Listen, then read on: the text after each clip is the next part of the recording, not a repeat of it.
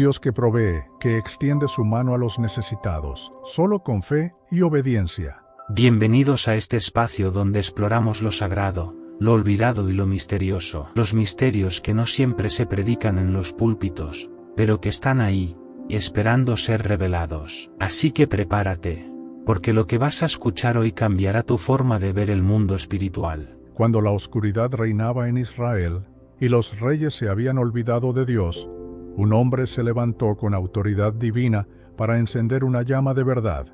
Su nombre era Elías, un profeta sin miedo, que enfrentó a reyes corruptos, retó a falsos dioses y llamó fuego del cielo como prueba del poder del Dios viviente. Bienvenidos a Dios te ama, donde exploramos las verdades más profundas de las Escrituras y los misterios que muchos prefieren callar. Un espacio donde la verdad bíblica cobra vida y los relatos olvidados salen a la luz. Hoy descubrirás la impactante historia de Elías, el profeta que desafió a reyes y habló con fuego desde el cielo.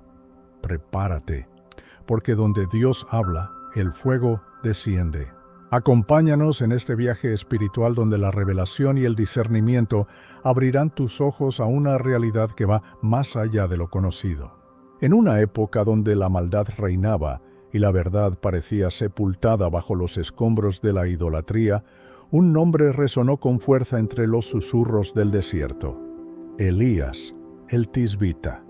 No era un hombre de apariencia imponente ni de palabras adornadas, pero portaba algo que nadie podía negar, la autoridad del Dios viviente. Israel, bajo el dominio del rey Acab y su esposa Jezabel, se había prostituido espiritualmente, rindiendo culto a Baal, provocando la ira del Dios de Abraham. Fue entonces cuando Elías apareció sin anuncio, como un rayo en medio de la tormenta. Se presentó ante el mismo rey Acab y, sin temor ni protocolo, declaró: «Vive Jehová, Dios de Israel, en cuya presencia estoy, que no habrá lluvia ni rocío en estos años, sino por mi palabra». 1 Reyes 17:1. No hubo réplicas, solo el silencio de un palacio desconcertado. Luego Elías desapareció, obedeciendo la voz de Dios que lo dirigía hacia un lugar oculto junto al arroyo de Querit. Allí, lejos de las miradas y del peligro, fue alimentado por cuervos cada día. El agua del arroyo y la provisión celestial fueron su sustento. Mientras Israel languidecía bajo una sequía devastadora, Elías se fortalecía en la intimidad con Dios. Pero cuando el arroyo se secó, no fue el fin, sino el inicio de un nuevo capítulo. Dios lo envió a Sarepta, a casa de una viuda que apenas tenía un puñado de harina y un poco de aceite. Sin embargo, en la obediencia y la fe, ese hogar presenció el milagro de la provisión inagotable. Elías no solo era un profeta de palabras, sino de actos. Cuando el hijo de la viuda murió, su clamor alcanzó el cielo, y por primera vez en las Escrituras, la muerte fue vencida mediante la oración de un hombre. El niño volvió a la vida, y la fe de la mujer fue sellada con lágrimas de gratitud. Mientras tanto, en Israel, la sequía había alcanzado niveles catastróficos, campos secos, pozos vacíos, y un pueblo dividido entre el temor y la idolatría. Pero Elías sabía que su llamado no era solo esconderse ni hacer milagros en privado. Dios lo estaba preparando para un encuentro decisivo, uno que marcaría el antes y el después de una nación. Y así, luego de 3 años de silencio, la voz del profeta volvió a retumbar. «Ve y preséntate ante Acab, y yo haré llover sobre la tierra». La batalla espiritual estaba por comenzar, y el Monte Carmelo sería el escenario donde el Dios verdadero hablaría con fuego. Elías descendió de la soledad donde Dios lo había escondido y fortaleció su rostro como pedernal. Sabía que no iba hacia un encuentro amistoso. El rey Acab lo odiaba, culpándolo de la sequía, aunque en verdad era el pecado del pueblo el que había cerrado los cielos. Pero el profeta no vaciló. Vestido con su túnica sencilla y con los ojos encendidos por la comunión divina, se presentó ante el rey con la misma firmeza con la que había hablado años atrás. Y cuando Acab lo vio, gritó con furia: «¿Eres tú, perturbador de Israel? Pero Elías no se intimidó, y con voz firme respondió: No he perturbado yo a Israel, sino tú y la casa de tu padre, dejando los mandamientos de Jehová y siguiendo a los Baales. Entonces Elías propuso un desafío sin precedentes. No sería un duelo de espadas, sino de fuego, una prueba ante el pueblo entero para que supieran quién era el verdadero Dios. Reúne a todo Israel en el monte Carmelo, dijo, y a los 450 profetas de Baal y a los 400 profetas de Asera, que comen en la mesa de Jezabel. Acab, intrigado y quizás presionado por el clamor popular, accedió. La noticia se esparció por todo el reino. El día señalado, una multitud subió al monte Carmelo. Los profetas de Baal, vestidos con pompa. Elías, con la sencillez de quien depende solo de Dios. Elías se paró en medio del pueblo y lanzó una pregunta que cortó el aire como espada afilada. ¿Hasta cuándo claudicaréis entre dos pensamientos? Si Jehová es Dios, seguidle. Y si Baal, id en pos de él. El silencio del pueblo era más estruendoso que cualquier grito. Nadie respondía. Entonces propuso la prueba: 2 becerros, 2 altares, pero ningún fuego. El Dios que respondiere con fuego, ese sea Dios. Todos estuvieron de acuerdo. Los profetas de Baal comenzaron primero. Desde la mañana hasta el mediodía clamaron, danzaron, gritaron, se desgarraron el cuerpo con cuchillos, invocando a su Dios sin respuesta. Elías los observaba con calma y, llegado el mediodía, comenzó a burlarse. Griten más fuerte. Quizás está meditando, o está ocupado, o va de camino. Tal vez duerme y hay que despertarlo. Su ironía contrastaba con la desesperación creciente de aquellos hombres. Pero pasaba el tiempo, y no descendía fuego. No había voz, ni quien respondiese, ni quien escuchase. Entonces Elías se acercó al pueblo y les dijo: Acercaos a mí. Y comenzaron a acercarse con temor reverente. Él reparó el altar de Jehová que estaba arruinado, tomando 12 piedras según las tribus de Jacob. Cavó una zanja alrededor del altar, colocó la leña y el becerro, y luego hizo algo que desconcertó a todos. Mandó llenar 4 cántaros de agua y derramarlos sobre el holocausto y la leña. Lo hizo 3 veces, hasta que el agua corría por los lados y llenaba la zanja. Elías quería que no quedara duda. Solo un milagro del cielo podría encender aquello. Cuando todo estuvo listo, Elías levantó su rostro al cielo. No gritó, no danzó, no se cortó. Oró con la sencillez de un corazón confiado. Jehová, Dios de Abraham, de Isaac y de Israel, sea hoy manifiesto que tú eres Dios en Israel, y que yo soy tu siervo, y que por mandato tuyo he hecho todas estas cosas. Respóndeme, Jehová, respóndeme, para que conozca este pueblo que tú, oh Jehová, eres el Dios, y que tú vuelves a ti el corazón de ellos. Y entonces ocurrió. El cielo se partió con una llamarada divina. Fuego descendió del cielo y consumió el holocausto, la leña, las piedras, el polvo, y hasta lamió el agua de la zanja.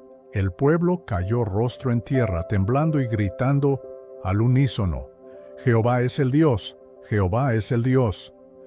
No quedó espacio para la duda. El Dios verdadero había respondido. Elías, en ese momento de autoridad divina, mandó a apresar a los profetas de Baal y los llevó al arroyo de Cisón, donde fueron ejecutados.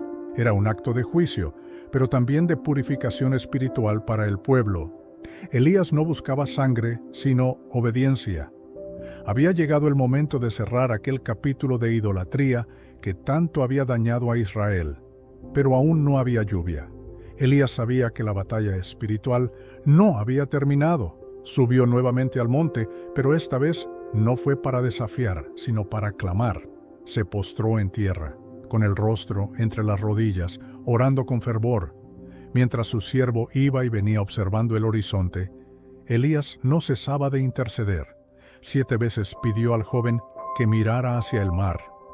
A la 7ª, una pequeña nube como la palma de una mano se alzó en el cielo. Elías se levantó con gozo.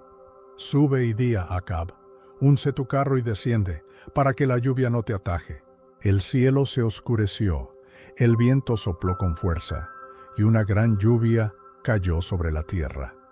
Dios había restaurado no solo el clima, sino la fe del pueblo. Pero aunque la victoria era evidente, Elías aún no podía descansar. Jezabel, al enterarse de la derrota de sus profetas, lanzó una amenaza de muerte contra el profeta, y así el hombre que había hecho descender fuego del cielo ahora debía huir por su vida. Elías huyó al desierto, agobiado no por la falta de fe, sino por el peso de una nación que parecía no cambiar a pesar de los milagros. El rugido del pueblo en el Carmelo se había desvanecido y en su lugar ahora retumbaban las amenazas de Jezabel. Elías corrió hasta llegar a Beerseba y dejando allí a su criado, se internó solo en el desierto. Bajo un enebro, exhausto y quebrantado, clamó al cielo: «Basta ya, oh Jehová, quítame la vida, pues no soy mejor que mis padres». Aquel que había desafiado a reyes y profetas ahora se sentía más solo que nunca, pero Dios, en su infinita misericordia, no lo reprendió ni lo desechó. En lugar de eso envió un ángel que lo tocó con ternura y le dijo: «Levántate y come». Delante de él había una torta cocida sobre las brasas y un cántaro de agua. Elías comió y volvió a acostarse. Por segunda vez, el ángel lo despertó con la misma dulzura, repitiendo: «Levántate y come, porque largo camino te resta». Era más que alimento físico, era sustento celestial para una nueva etapa en su llamado. Fortalecido por aquella comida, Elías caminó 40 días y 40 noches hasta llegar al monte Horeb, el mismo lugar donde siglos atrás Moisés había recibido la ley. Allí, dentro de una cueva, se refugió y esperó. El silencio era denso, y en medio de él, la voz de Dios lo confrontó: «¿Qué haces aquí, Elías?». El profeta expuso su corazón con sinceridad: «He sentido un vivo celo por Jehová, pero los hijos de Israel han dejado tu pacto, han derribado tus altares y han matado a espada a tus profetas. Solo yo he quedado, y me buscan para quitarme la vida».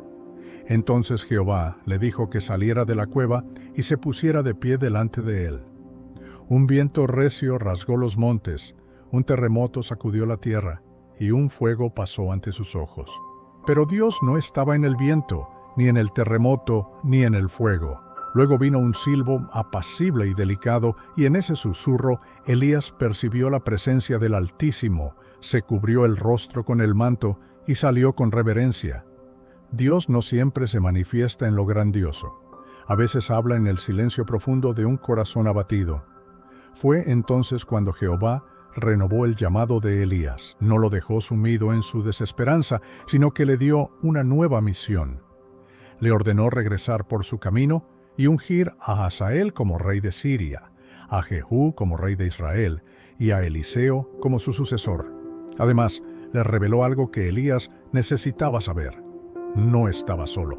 Dios tenía reservados 7,000 en Israel que no se habían arrodillado ante Baal ni lo habían besado. Aquel dato trajo consuelo al corazón del profeta. No todo estaba perdido.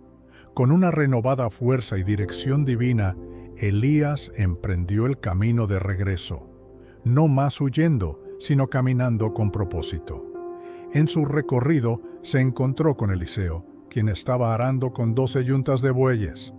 Elías se acercó sin palabras, tomó su manto y lo echó sobre él. Eliseo entendió de inmediato el llamado. Dejó los bueyes, corrió tras Elías y dijo: «Déjame besar a mi padre y a mi madre, y luego te seguiré». Así comenzó una nueva etapa en el ministerio del profeta. Ahora no estaba solo. Eliseo, al incorporarse, no fue un simple ayudante, fue un discípulo fiel, un testigo del poder y la intimidad que Elías tenía con Dios. A través de los días viajaron juntos por ciudades como Gilgal, Betel y Jericó. En cada lugar, los hijos de los profetas advertían a Eliseo que su maestro pronto sería quitado. Pero él no se apartaba de Elías, decidido a estar a su lado hasta el final. Elías, por su parte, probaba la lealtad de Eliseo, pidiéndole que se quedara. Pero el joven siempre respondía: Vive Jehová y vive tu alma, que no te dejaré. Finalmente llegaron al Jordán. Elías tomó su manto, lo dobló y golpeó las aguas. El río se abrió y ambos cruzaron en seco. Fue entonces cuando Elías preguntó: «Pide lo que quieras que haga por ti antes que sea quitado». Eliseo, sin titubear, pidió una porción doble del espíritu de su maestro. Elías lo miró con seriedad y le dijo: «Cosa difícil has pedido. Si me vieres cuando fuere quitado de ti, te será hecho así». Las palabras resonaban en el aire como un misterio por revelarse. Mientras caminaban y hablaban, un carro de fuego con caballos de fuego los separó, y Elías subió al cielo en un torbellino. Eliseo gritó: Padre mío, carro de Israel, y su gente de a caballo. Y no lo vio más. Rasgó sus vestidos en señal de duelo, pero luego recogió el manto que había caído de Elías. Ese manto no era solo una prenda, era el símbolo del legado, de la continuidad del poder de Dios sobre su pueblo. Eliseo se volvió al Jordán con ese manto en sus manos. Golpeó el río como su maestro había hecho y clamó: ¿Dónde está Jehová, el Dios de Elías? Y el río volvió a abrirse. Los hijos de los profetas que miraban desde lejos comprendieron entonces que el espíritu de Elías reposaba sobre Eliseo. Así la historia no terminaba, sino que se extendía. Elías había ascendido, pero su influencia seguía viva a través de un nuevo siervo lleno de la misma pasión y llamado divino. Desde ese momento Eliseo comenzó a andar con autoridad, pero también con humildad. Sabía que lo que había recibido no era por mérito propio, sino por la fidelidad de un Dios que honra a los que le buscan. Su primer acto como profeta fue regresar a Jericó, donde los habitantes le suplicaron ayuda. Las aguas de la ciudad eran malas y la tierra estéril. Eliseo pidió un recipiente nuevo con sal, y al llegar a la fuente de las aguas, la arrojó allí, declarando: Así dice Jehová, yo sané estas aguas, no habrá más en ellas muerte ni esterilidad. Y así fue. Este milagro no fue grandioso a los ojos de muchos, pero fue un mensaje claro. El poder de Dios seguía activo, ahora obrando a través de Eliseo. La gente empezó a ver que el Dios de Elías no se había ido, solo había traspasado su unción a otro siervo. La noticia de lo sucedido en Jericó se extendió rápidamente, y Eliseo fue reconocido como el nuevo profeta en Israel. Sin embargo, con ese reconocimiento también vinieron las pruebas, como había sido en la vida de Elías. En Betel, un grupo de muchachos se burló de Eliseo, diciendo: «Sube calvo, sube calvo». No sabían que estaban deshonrando no solo al hombre, sino al Dios que lo respaldaba. Eliseo, lleno del celo por el Señor, los maldijo en su nombre. De inmediato salieron 2 osas del bosque y despedazaron a 42 de ellos. Este acto fue un recordatorio temible de que la santidad de Dios no puede ser tomada a la ligera. El respeto por lo divino era un principio que debía mantenerse, con o sin Elías presente. Eliseo continuó su recorrido y con cada paso la herencia espiritual que había recibido se manifestaba. En una ocasión, el rey de Israel, junto al rey de Judá y el rey de Edom, se vieron atrapados en el desierto sin agua, para sus ejércitos ni sus animales. Desesperados, recurrieron a Eliseo, quien al principio se mostró reacio, especialmente hacia el rey de Israel. Pero por respeto a Josafat, rey de Judá, accedió a buscar la palabra de Jehová, pidió un músico, y mientras éste tocaba, la mano del Señor vino sobre él. Eliseo profetizó que Dios llenaría los arroyos, sin que se viera viento ni lluvia, y que además entregaría a Moab en manos de Israel. Y tal como lo dijo, sucedió. A la mañana siguiente, el agua llegó milagrosamente desde Edom, llenando el terreno. Los moabitas, viendo el agua teñida por el reflejo del sol, creyeron que era sangre y pensaron que los 3 reyes se habían destruido entre sí. Al acudir al campamento confiados, fueron vencidos. Una vez más, el poder de Dios fue manifiesto a través del profeta. Los días pasaban, y la reputación de Eliseo crecía, no como un hombre poderoso en sí, sino como un hombre que caminaba bajo el poder del Altísimo. En un pueblo, una viuda desesperada acudió a él. Su esposo, que había sido un profeta fiel, había muerto dejando deudas, y los acreedores venían por sus hijos para hacerlos esclavos. Eliseo le preguntó qué tenía en casa, y ella respondió, «Nada, sino una vasija de aceite».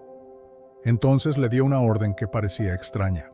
«Ve y pide vasijas prestadas, muchas, y entra en tu casa, cierra la puerta y comienza a llenar». La mujer obedeció, y mientras vertía el aceite, éste no cesaba de fluir. Llenó vasija tras vasija hasta que no hubo más. Entonces el aceite se detuvo. Vendió el aceite, pagó la deuda y vivió con lo que quedó. Así era el Dios que había levantado a Eliseo, un Dios que provee, que cuida de las viudas, que extiende su mano a los necesitados, sin necesidad de truenos ni fuego, solo con fe y obediencia.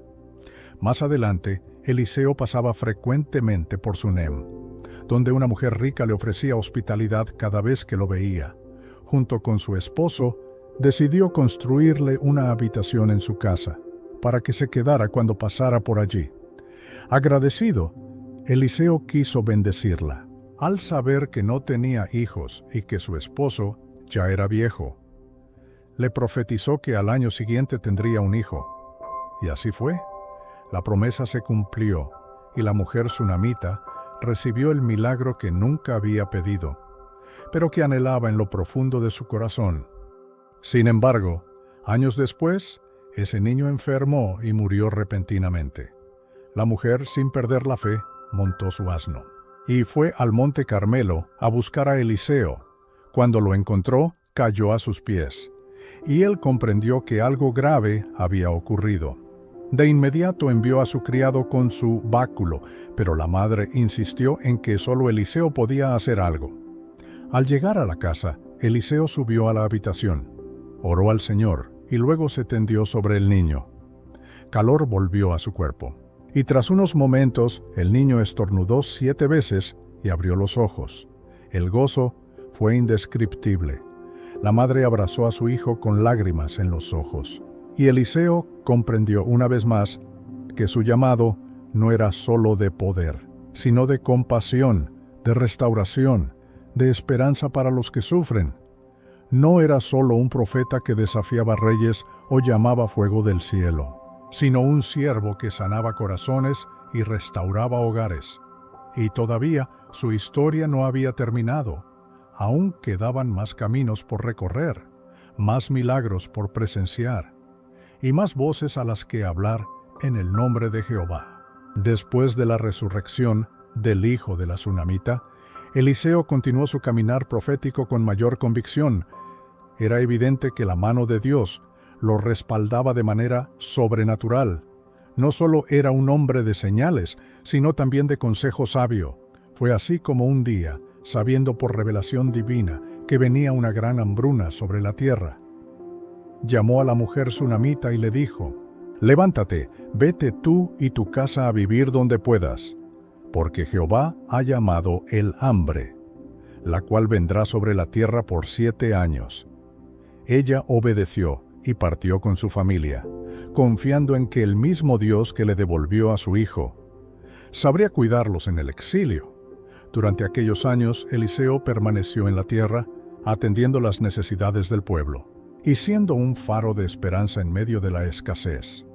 El profeta no se detenía, siempre había una palabra que entregar, una vida que restaurar, una intervención divina que proclamar. Los reyes buscaban su consejo, sabiendo que no hablaba de su propia mente, sino del corazón de Dios. Su reputación no era de grandeza personal, sino de fidelidad a una causa más alta. En una ocasión, Naamán, un general sirio, vino a él buscando sanidad. Aquel hombre valiente y respetado sufría de lepra, una enfermedad que lo marginaba a pesar de su poder, una sierva israelita, esclava en su casa. Había hablado de un profeta en Samaria que podía sanarlo. Naamán acudió con caballos, carros y regalos, esperando una ceremonia majestuosa. Pero Eliseo ni siquiera salió a recibirlo. Solo envió un mensaje: «Ve y lávate 7 veces en el Jordán». Ofendido, Naamán casi se marcha, pero sus siervos le persuadieron: «Si el profeta te hubiese pedido algo difícil, ¿no lo habrías hecho? ¿Cuánto más si solo te dice que te laves?». Naamán obedeció, aunque a regañadientes, y al sumergirse por 7ª vez, su carne se volvió como la de un niño. Sanado, regresó a Eliseo y ofreció regalos.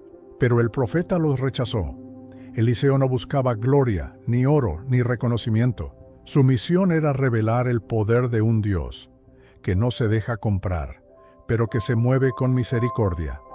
Naamán reconoció al único Dios verdadero y prometió no adorar a ningún otro. Pero no todos alrededor de Eliseo compartían su pureza de corazón. Gehazi, su siervo, codició los regalos que Eliseo había rechazado. Corrió tras Naamán, mintió en nombre del profeta, y recibió prendas y dinero. Cuando regresó, Eliseo, lleno del Espíritu, lo confrontó. ¿No estaba también mi corazón cuando el hombre se volvió de su carro a encontrarte? Es tiempo de tomar plata y vestidos, y añadió: la lepra de Naamán se te pegará a ti, y a tu descendencia para siempre. Y así, Gehazi salió de la presencia del profeta leproso, blanco como la nieve. Este acontecimiento trajo un nuevo peso de temor y reverencia sobre aquellos que rodeaban a Eliseo. No era un hombre al que se podía engañar. Su conexión con el cielo era tan profunda que discernía los pensamientos y las intenciones. No se movía por emociones ni por conveniencias, sino por la dirección clara del Espíritu de Dios. Cada palabra que salía de su boca llevaba peso eterno. Pasado el tiempo, los hijos de los profetas seguían aprendiendo de Eliseo. Un día, mientras cortaban madera cerca del Jordán, a uno se le cayó el hacha al agua. Gritó con angustia, pues era prestada. Eliseo preguntó dónde había caído, y al saberlo, cortó un palo, lo echó allí, y el hierro flotó. No era un milagro necesario para la supervivencia, pero sí una lección de que nada es demasiado pequeño para Dios. Él se preocupa por lo perdido, incluso por lo aparentemente insignificante. Mientras tanto, el rey de Siria planeaba ataques contra Israel. Pero cada vez que trazaba una emboscada, Eliseo la revelaba al rey de Israel. El rey sirio pensó que tenía un traidor en su corte, pero sus siervos le dijeron: «No, señor mío, sino que el profeta Eliseo está en Israel, y revela al rey de Israel las palabras que tú hablas en tu cámara más secreta». Entonces el rey envió un ejército para capturarlo, y lo rodearon de noche en Dotán. Al amanecer, el criado de Eliseo vio al ejército enemigo, y se llenó de temor. Pero Eliseo, con calma celestial, oró: «Señor, abre sus ojos para que vea». Y el joven vio que el monte estaba lleno de caballos y carros de fuego alrededor de Eliseo. Aunque rodeado por enemigos visibles, el profeta estaba aún más protegido por el poder invisible de Dios. Luego oró: «Hiere con ceguera a esta gente». Y el ejército enemigo quedó cegado. Eliseo los guió entonces, sin que lo reconocieran, hasta Samaria, en el corazón de Israel. Cuando llegaron, oró para que sus ojos fueran abiertos, y vieron que estaban rodeados. El rey de Israel preguntó si debía matarlos, pero Eliseo le dijo: «¿Matarías a los que tomaste cautivos con tu espada y arco? Dales pan y agua, y déjalos volver». Así lo hicieron, y Siria detuvo sus incursiones por un tiempo. Una vez más, Eliseo demostró que el poder no siempre está en la fuerza, sino en la sabiduría guiada por la compasión divina. El silencio de la ciudad era denso, como si cada piedra de sus muros hubiese retenido las oraciones, los suspiros y los lamentos del pueblo. Elías caminaba con paso firme, su mirada fija en el horizonte, mientras el recuerdo del Monte Carmelo seguía vivo en su corazón, aquel momento en que el fuego de Dios descendió, fue una prueba indiscutible de quién era el verdadero Señor de Israel, pero también un recordatorio del gran peso que significaba ser su profeta. El pueblo, aunque atemorizado por la manifestación divina, no terminaba de desprenderse de sus viejas costumbres. Elías lo sabía. No bastaba con una señal, por poderosa que fuera. Había que seguir caminando, enseñando, exhortando. El corazón humano era terco, y el enemigo encontraba 1000 formas de sembrar duda y confusión en su andar por los caminos de Israel. Elías encontraba aldeas donde la sequía aún dejaba huella, madres acunaban a niños débiles, y ancianos susurraban oraciones pidiendo misericordia. El profeta no solo les hablaba del Dios de Abraham, Isaac y Jacob, sino que también oraba por ellos, y muchas veces veía la respuesta inmediata, una fuente de agua repentina, una curación inesperada, una paz que inundaba el ambiente. Pero Jezabel, la reina impía, no cesaba en su intento de exterminarlo. Había jurado quitarle la vida, y sus hombres lo buscaban con ansias. Elías debía moverse con cuidado, aunque su fe era más fuerte que su temor. Él sabía que mientras caminara dentro del propósito de Dios, ni espada ni lanza podrían tocarlo. Una noche, mientras descansaba en una cueva, el Señor se le manifestó no en el fuego, ni en el terremoto, ni en el viento fuerte, sino en un silbo apacible y delicado. Fue allí donde Elías entendió que el poder de Dios no siempre se muestra con estruendo, sino en la quietud de una comunión íntima. Fue en ese momento que recibió nuevas instrucciones. Debía ungir reyes y preparar el camino para su sucesor. Al día siguiente, Elías bajó de la montaña, con un renovado sentido de propósito. En su corazón ardía la misión que le fue encomendada, y sabía que no estaría solo. Dios le había dicho que aún quedaban 7000 en Israel, que no habían doblado rodillas ante Baal. No todo estaba perdido. Fue entonces cuando encontró a Eliseo, un joven labrador trabajando en el campo, con 12 yuntas de bueyes. Sin decir palabra, Elías se acercó y le echó su manto encima. Aquello era un símbolo poderoso, el llamado había sido hecho. Eliseo lo comprendió y, sin dudar, dejó sus bueyes. Sacrificó la yunta y usó el arado como leña para cocinarlos, ofreciendo todo al Señor antes de seguir a Elías. Durante los días siguientes, Eliseo no se apartaba del profeta, observaba cada acción, cada oración, cada palabra dirigida al cielo. Aprendía no solo con los oídos, sino con el corazón. Elías sabía que no era simplemente su ayudante, sino el futuro portador del manto, el próximo instrumento del Señor para continuar la obra. Y mientras caminaban por los caminos polvorientos, Elías enseñaba a Eliseo sobre la fidelidad de Dios, sobre la importancia de escuchar antes de hablar, de orar antes de actuar.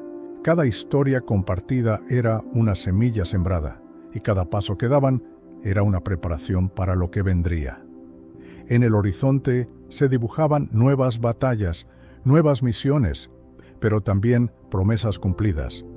Elías no era solo un hombre que desafiaba reyes y llamaba fuego del cielo. Era un siervo que caminaba con Dios, llevando consigo la esperanza de una nación que, a pesar de sus caídas, aún podía volver su rostro al Altísimo. El sol caía con fuerza sobre el sendero, mientras Elías y Eliseo descendían hacia las escuelas de los profetas. En cada ciudad eran recibidos con respeto y asombro.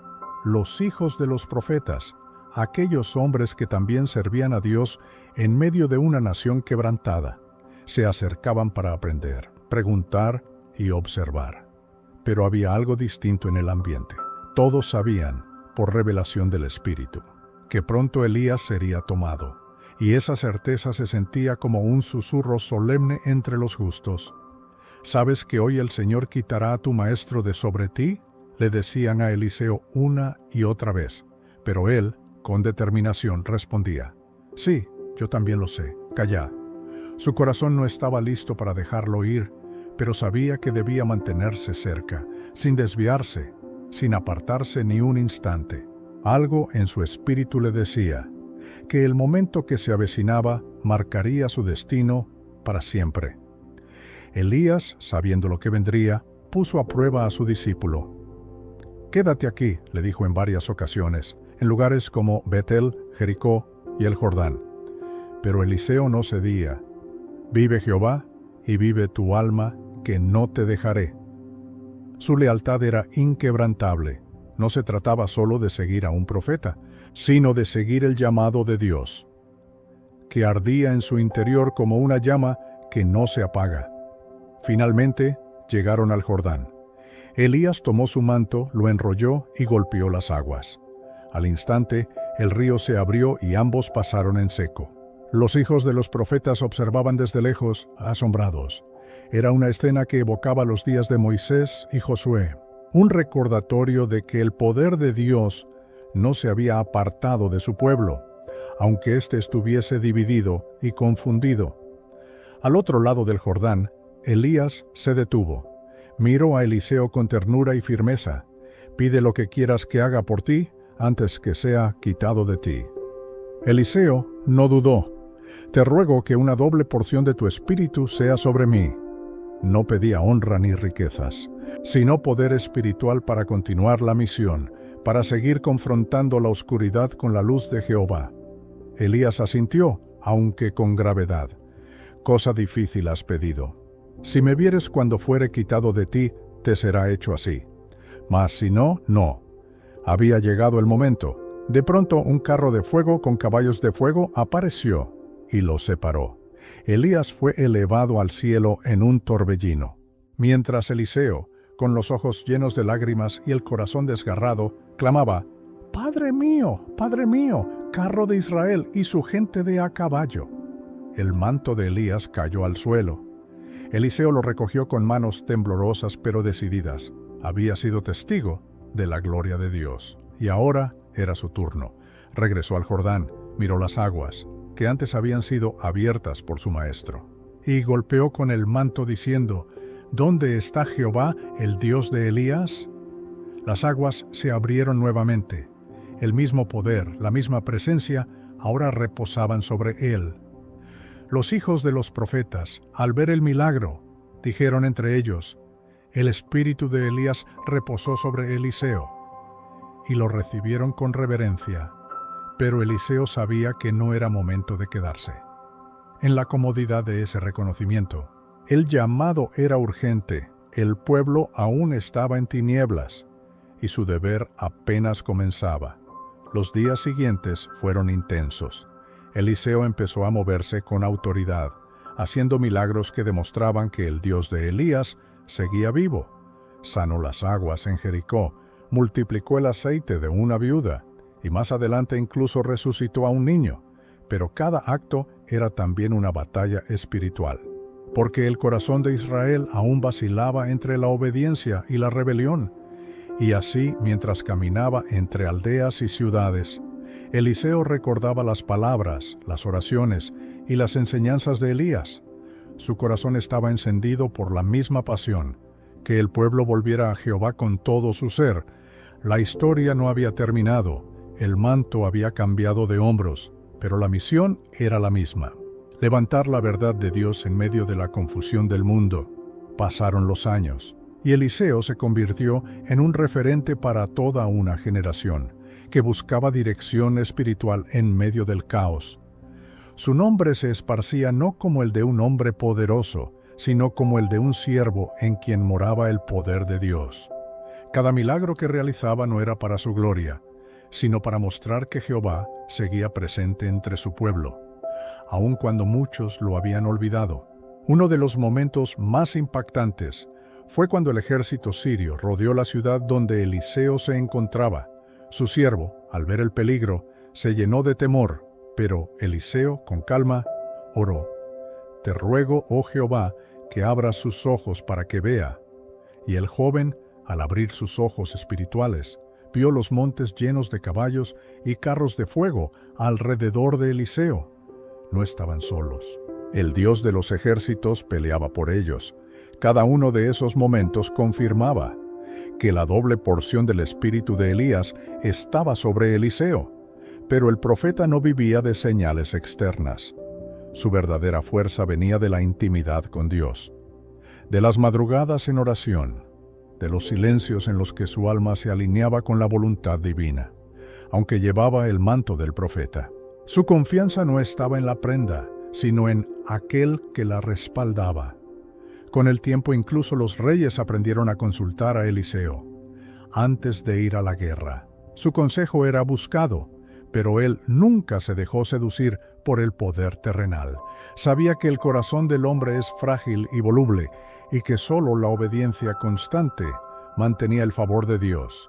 Así, aún rodeado de influencia y reconocimiento, se mantuvo humilde, recordando siempre aquel día junto al Jordán, donde comenzó su misión. Pero como todo hombre, Eliseo también envejeció. Sus cabellos se tornaron blancos y su cuerpo cansado. Sabía que su tiempo también se acercaba. Sin embargo, no temía. Había corrido su carrera con fidelidad. Había llevado la antorcha sin desviarse. Y aunque no sería llevado en un torbellino como Elías, sabía que su recompensa le esperaba más allá de esta vida. En la eternidad con su Señor, incluso en su muerte, Dios mostró su gloria a través de él. Las Escrituras narran que tiempo después de su fallecimiento, unos hombres arrojaron el cuerpo de un difunto en la tumba de Eliseo, y al tocar sus huesos, el muerto revivió. Aún muerto, la unción del Dios viviente permanecía. Fue un último testimonio de que la fidelidad y la obediencia dejan un legado que trasciende el tiempo. El legado de Eliseo no fue una estatua ni un reino, sino una vida entregada por completo a la voluntad de Dios.